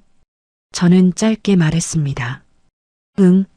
3일 지나면 형사 접수. 이혼 소장은 그전에라도 접수 가능해. 한 변호사가 서류 가방을 어깨 쪽으로 고쳐 맸어요. 엘리베이터 문이 지하 1층에서 열렸습니다. 주차장의 서늘한 공기가 훅 밀려 들어왔어요.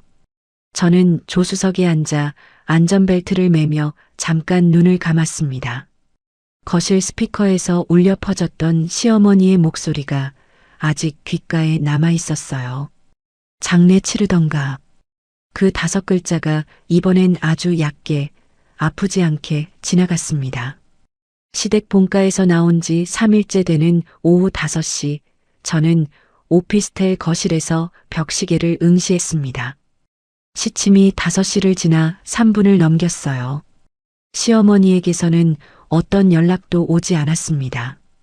저는 한 변호사에게 전화를 걸었어요. 준비된 대로 갈게. 저는 짧게 말했습니다. 오케이.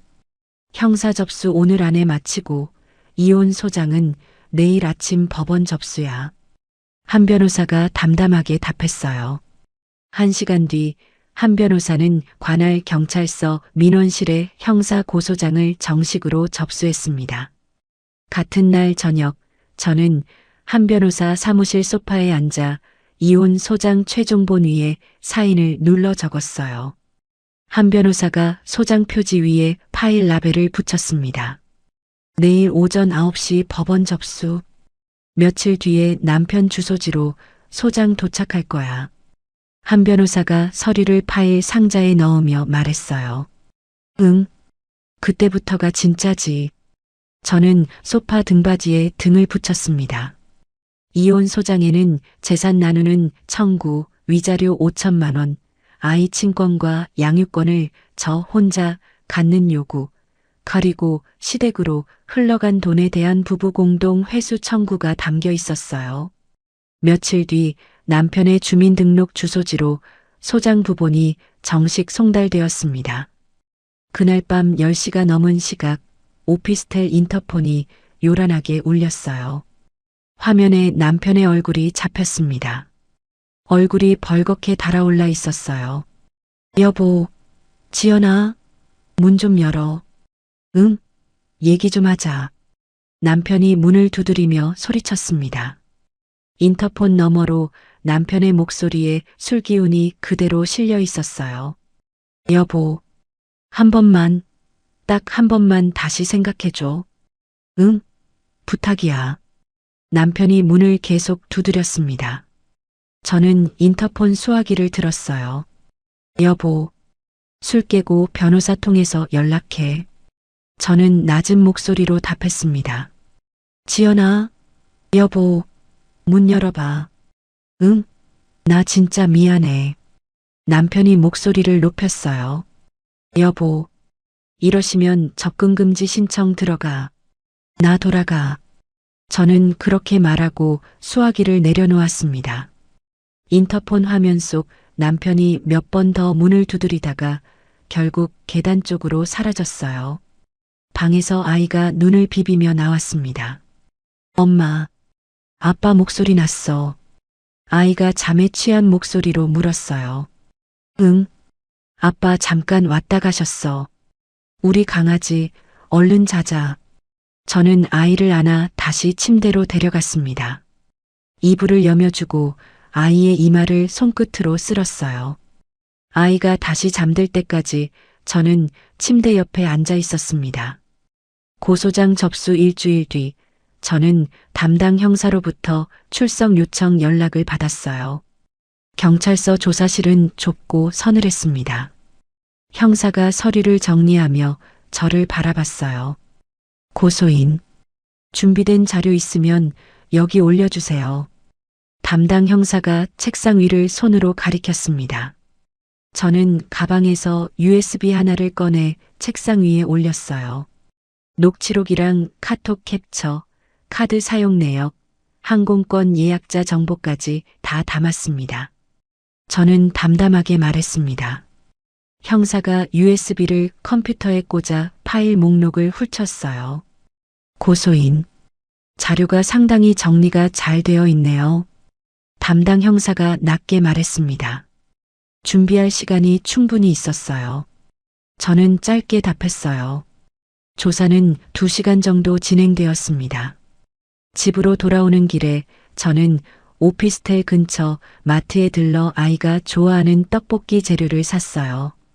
같은 시각 시어머니의 본가에서는 다른 풍경이 이어지고 있었습니다. 시동생이 시어머니 앞에 앉아 있었어요. 엄마, 이대로면 나 진짜 감옥 가.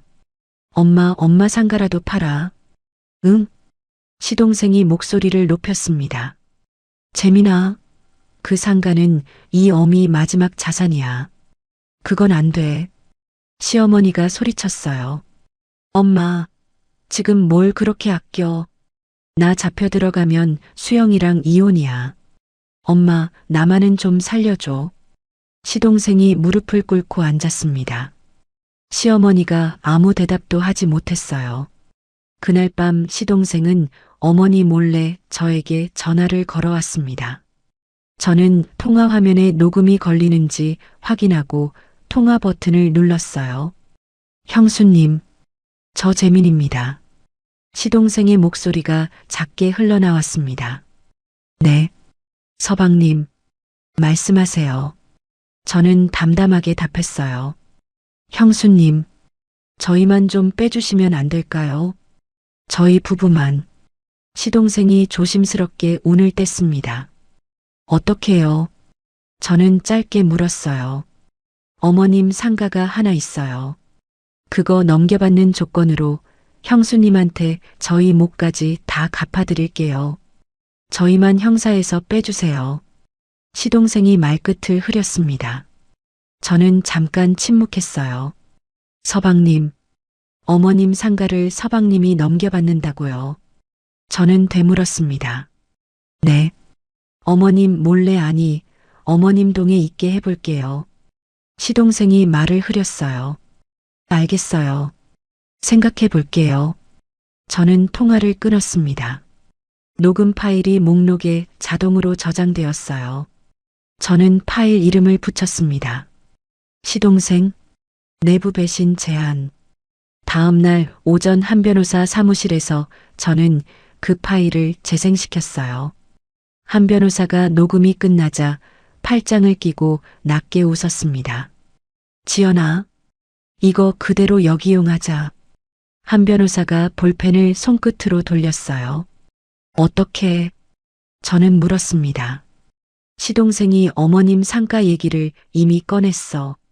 이걸 어머님이 알게 하면 어머님이 먼저 상가 지분을 들고 오실 거야.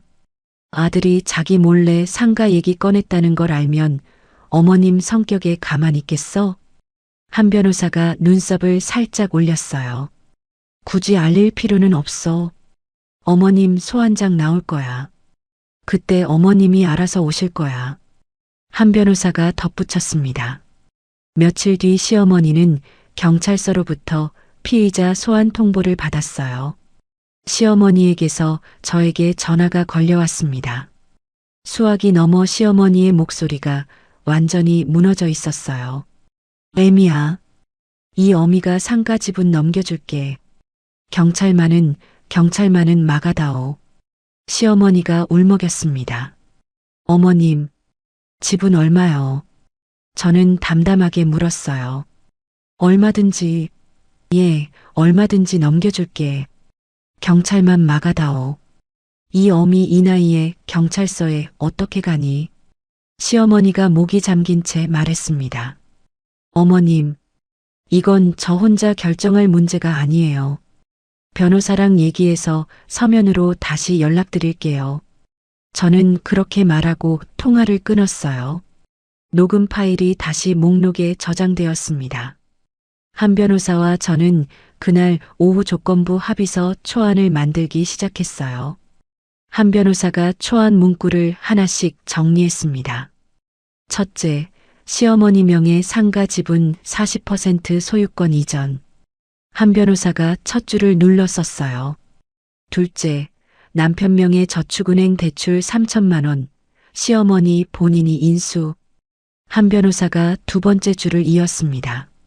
셋째, 서로 연락 금지, 방문 금지 각서.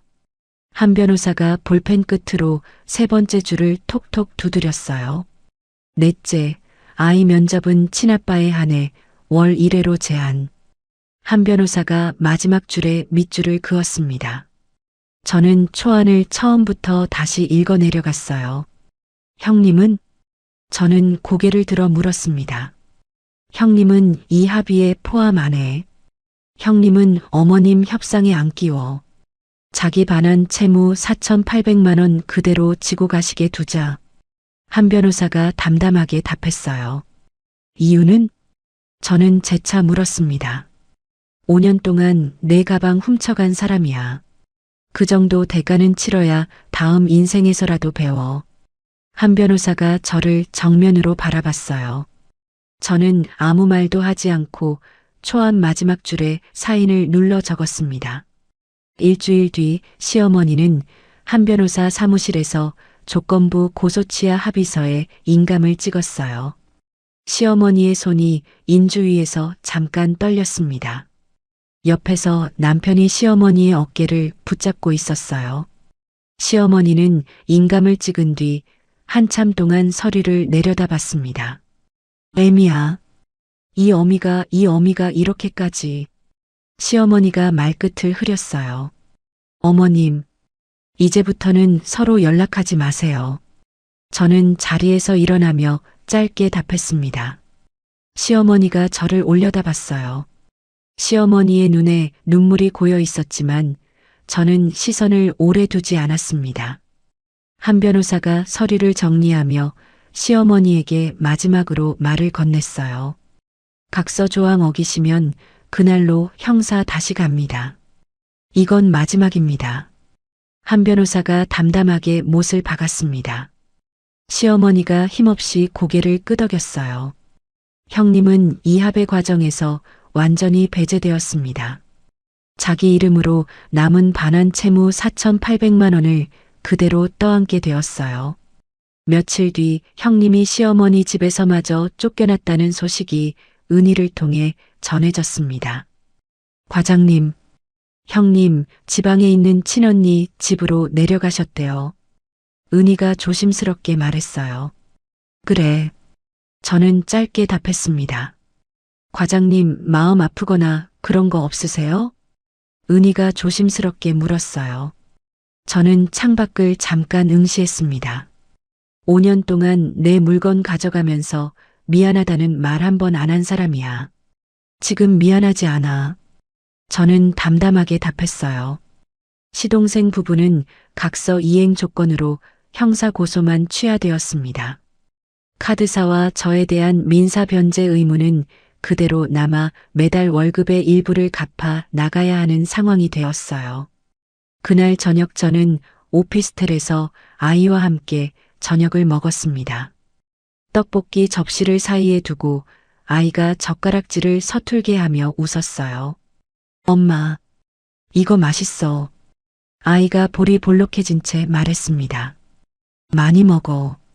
엄마가 또 만들어줄게. 저는 아이의 앞접시에 떡을 하나 더 놓아주었어요.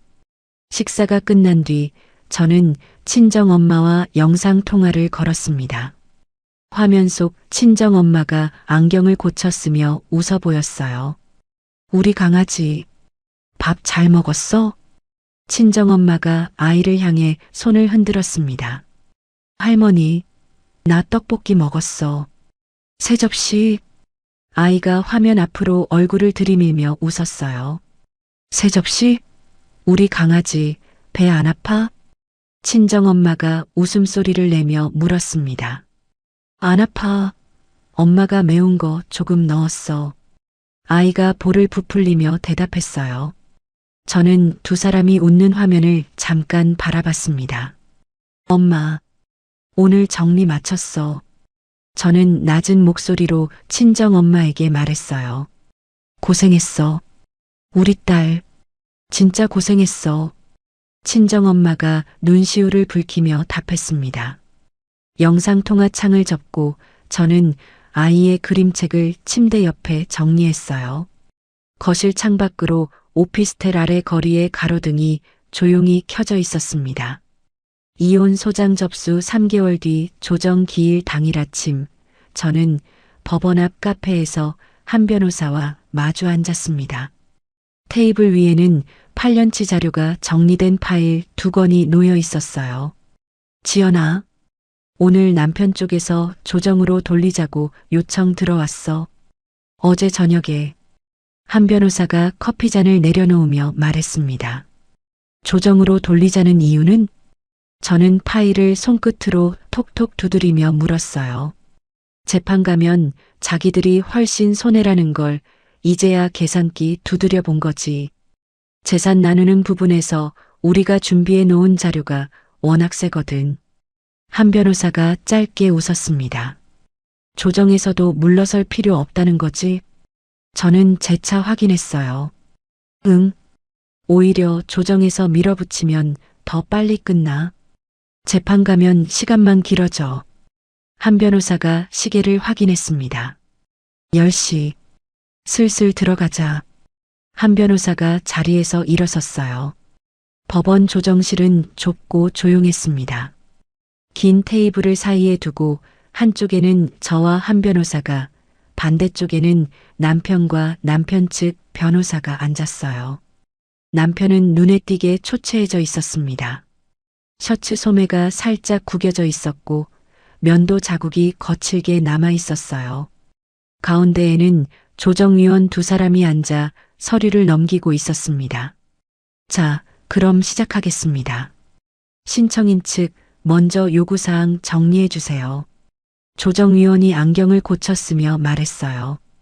한 변호사가 파일을 펴며 담담하게 말을 이어갔습니다. 첫째, 아이 친권과 양육권 신청인 단독 지정. 둘째, 양육비 월 150만 원, 아이만 19세까지.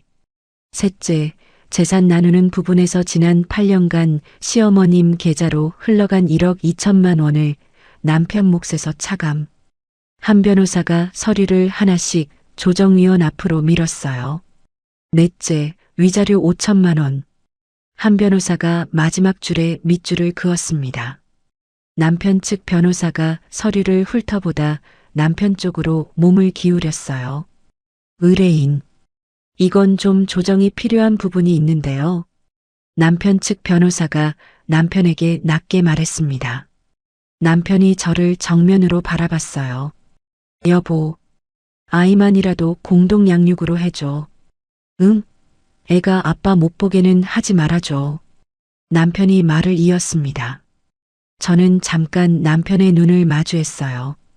여보, 애가 아빠 못 보게 하는 건 내가 아니야. 아빠가 애 앞에서 어떻게 살았느냐가 그걸 결정하는 거야. 저는 담담하게 답했습니다. 남편이 입을 다물었어요.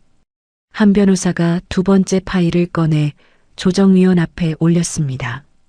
위원님, 이 자료 보시면 남편이 지난 8년 동안 시어머님한테 아내 몰래 정기적으로 송금해 온 내역이 정리되어 있습니다. 그리고 이번 카드 도용 사건에서 남편이 알고도 방조한 부분에 대한 통화 녹취록도 함께 첨부했습니다.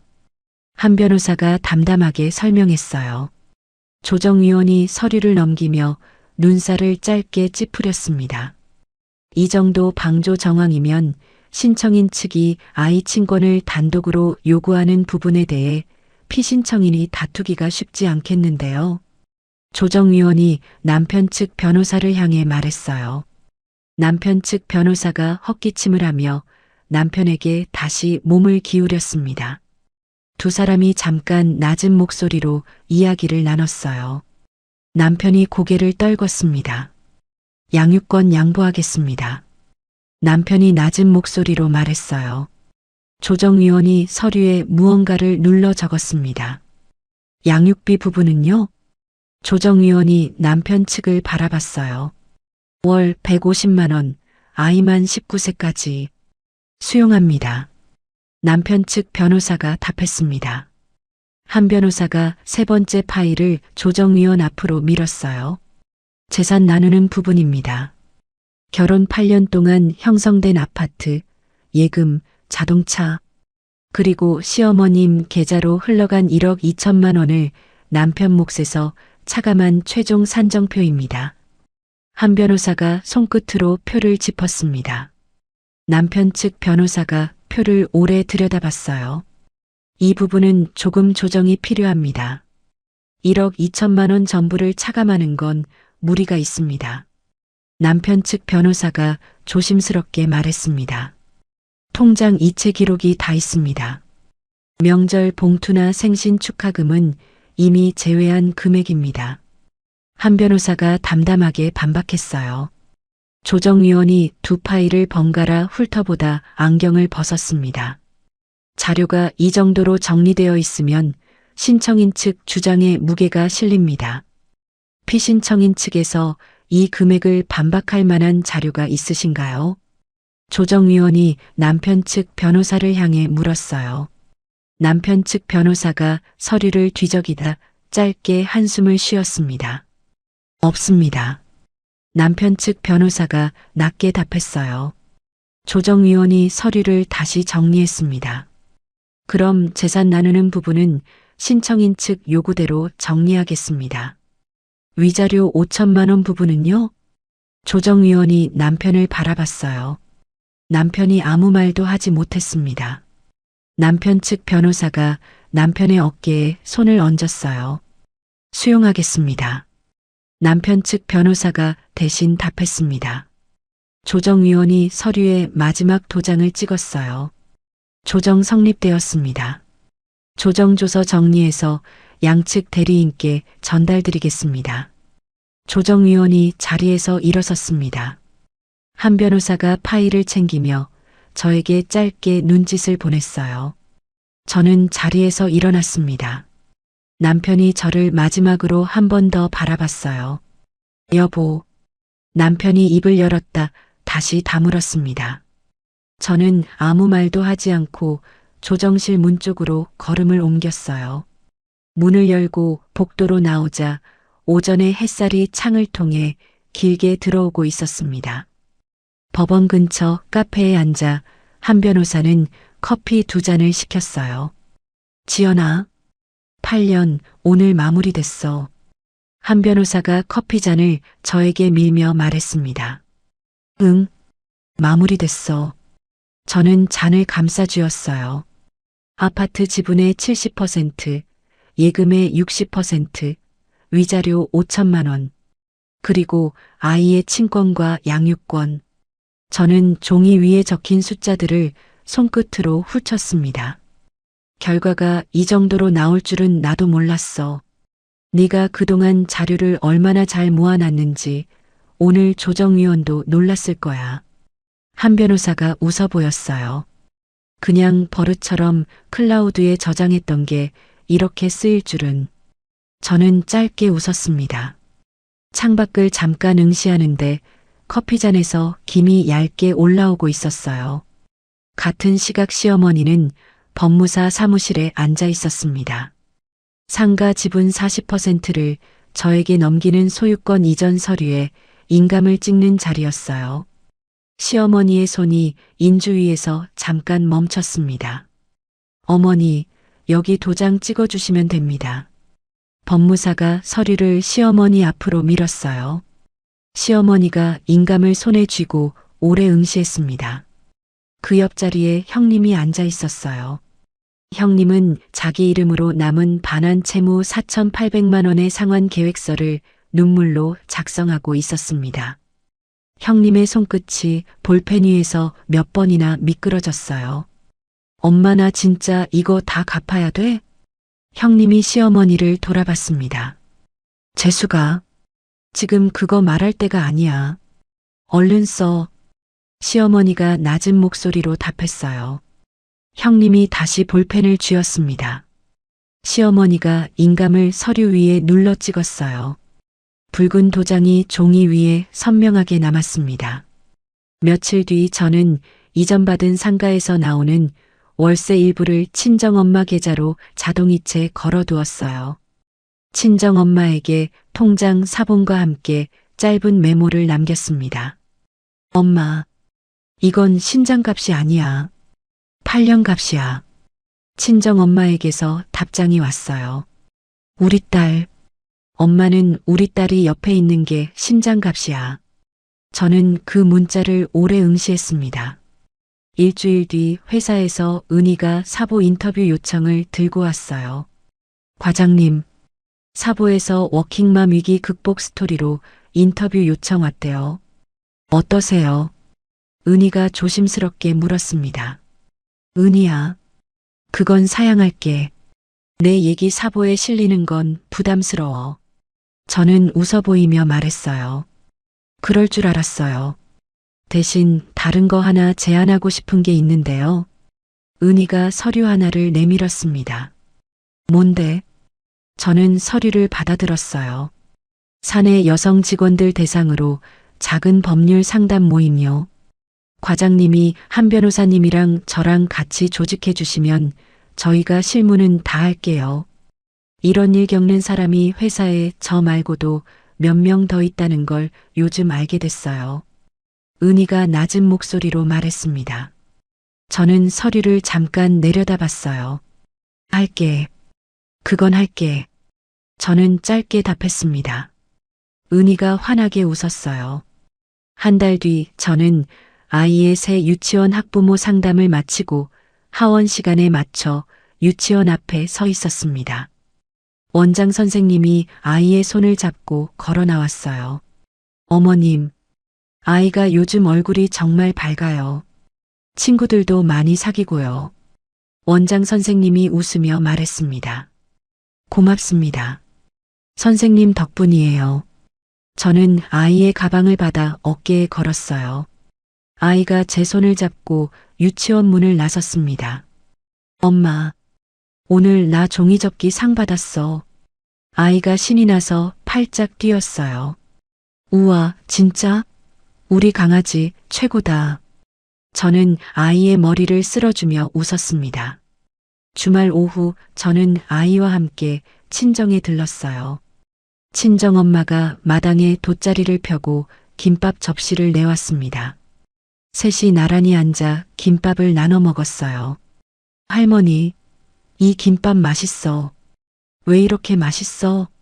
아이가 볼을 볼록하게 부풀리며 물었습니다. 우리 강아지 좋아하는 걸로만 넣었으니까. 친정엄마가 아이의 볼을 살짝 꼬집으며 웃었어요. 친정엄마가 오래된 사진첩을 꺼냈습니다. 돌아가신 아버지의 흑백 사진이 첫 장에 붙어 있었어요. 친정엄마는 사진첩을 넘기다 빈자리에 저와 아이의 최근 사진을 꺼내 나란히 끼워 넣었습니다. 지연아, 아빠 옆에 우리 딸이랑 우리 강아지 넣어놨다.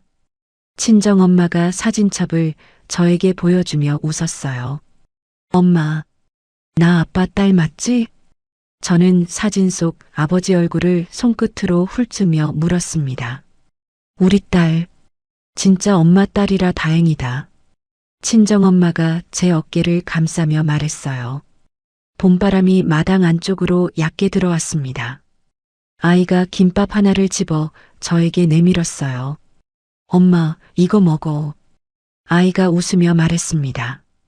저는 아이가 내민 김밥을 입에 넣었어요. 김에 참기름 향이 얕게 배어 있었습니다. 이혼 확정 후 6개월이 지난 어느 늦은 저녁, 저는 회사 퇴근길에 지하철역 앞에서 걸음을 멈췄습니다. 역 출구 옆 붕어빵 노점 앞에 낡은 패딩을 입은 사람이 서 있었어요. 시어머니였습니다. 머리가 반쯤 새어 있었고 패딩 소매 끝이 해져 있었어요. 시어머니는 봉투에 담긴 붕어빵 2개를 받아들다 저와 눈이 마주쳤습니다. 시어머니의 손이 봉투 위에서 굳었어요. 시어머니는 저에게 다가오지 못한 채 그 자리에 얼어붙어 있었습니다. 저도 시어머니에게 다가가지 않았어요. 두 사람 사이의 거리는 5걸음도 되지 않았지만 저는 잠깐 시어머니를 응시하다가 목례만 짧게 하고 그대로 지나쳤습니다.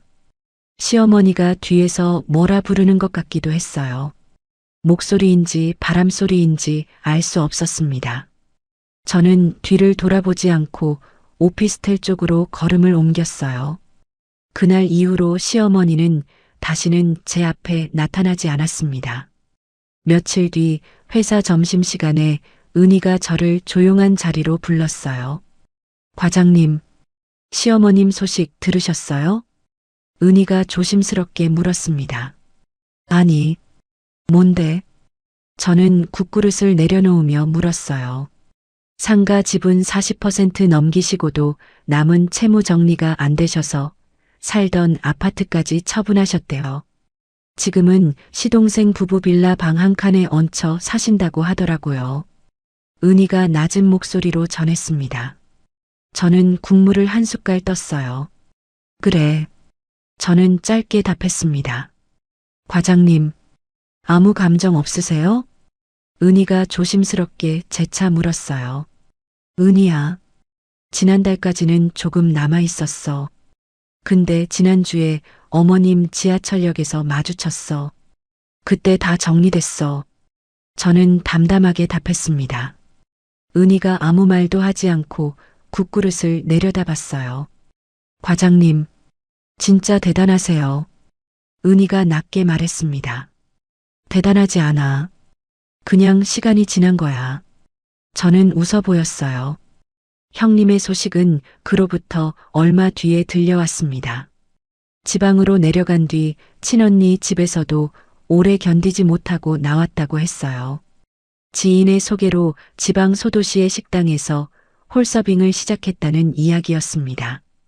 카톡 프로필과 SNS는 전부 잠겨 있었어요. 저는 그 소식을 들으면서도 마음이 크게 움직이지 않았습니다. 5년 동안 제 물건을 가져가면서 미안하다는 말 한 번 하지 않은 사람의 소식이었어요. 시동생 부부의 소식도 얼마 뒤에 들려왔습니다.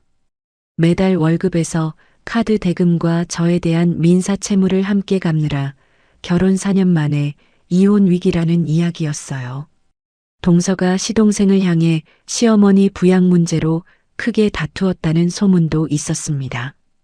저는 그 소식을 들으면서 잠깐 창밖을 응시했어요. 어떤 감정도 남아있지 않다는 사실을 스스로 확인했습니다. 남편은 이혼 후 회사에서 팀장 직위를 내려놓았어요. 지방지사로 자원 발령이 났다는 이야기가 은희를 통해 들려왔습니다. 남편은 매달 아이 면접 교섭일에 어색하게 오피스텔 근처 놀이터로 나왔어요. 아이는 남편을 만나고 돌아올 때마다 조용했습니다. 어느 날 저녁 아이가 저에게 물었어요. 엄마, 아빠 왜 이렇게 살이 빠졌어? 아이가 그림책을 넘기며 물었습니다. 아빠가 밥을 잘 안 챙겨 드시나 봐. 저는 아이 옆에 앉으며 답했어요. 엄마, 아빠 불쌍해? 아이가 저를 올려다봤습니다. 저는 잠깐 아이의 눈을 마주 봤어요. 우리 강아지가 아빠 걱정되면 다음에 만날 때 밥 잘 챙겨 드시라고 말씀드려. 저는 아이의 머리를 쓸어주며 답했습니다. 응, 알았어. 아이가 그림책을 다시 넘겼어요. 그해 겨울, 저는 회사에서 차장 승진 제안을 받았습니다. 인사팀에서 정식 통보가 온 날, 저는 은희와 함께 회사 근처 조용한 카페로 갔어요. 과장님, 아니, 이제 차장님이시네요. 은희가 축하 커피를 내밀며 웃었습니다. 은희야, 아직 발령 전이야. 김칫국 마시지 마. 저는 웃으며 잔을 받았어요. 과장님, 저 그리고 드릴 말씀 있어요. 은희가 서류 하나를 테이블 위에 올렸습니다. 서류 표지에 사내 여성 직원 법률 상담 프로그램 정식 등록 신청서라고 적혀 있었어요. 과장님이랑 한 변호사님이랑 저랑 셋이서 시작했던 그 모임이요. 회사에서 정식 프로그램으로 등록해 준대요.